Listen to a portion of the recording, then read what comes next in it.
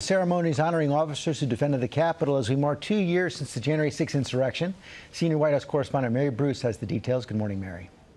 Good morning, Georgia. Hard to believe, and Congress this morning is pausing to remember 2 years since rioters descended on the Capitol and tried to overturn the will of the people. Members just a short while ago, mostly Democrats, walking down the steps together. The same steps that 2 years ago were rushed by President Trump's supporters, turning into that horrific, violent scene as they tried to break through barriers and into the Capitol. Members are honoring the 5 officers who lost their lives as a result of that day. Leader Jeffries saying our democracy is intact now because of these officers, reading off their names one by one and then marking a moment of silence. It's a brief moment to come together in Washington to remember the fallen, and of course quite a contrast to the political chaos that's playing out inside the Capitol right now. And later this afternoon here at the White House, the president will mark the occasion and bestow the nation's second highest civilian honor on several Americans who fought against Trump's efforts to overturn the 2020 election,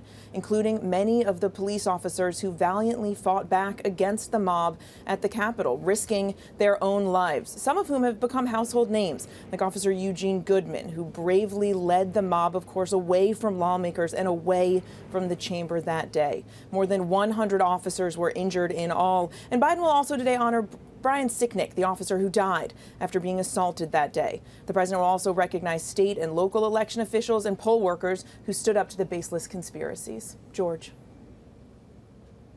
Mary Bruce, thanks very much.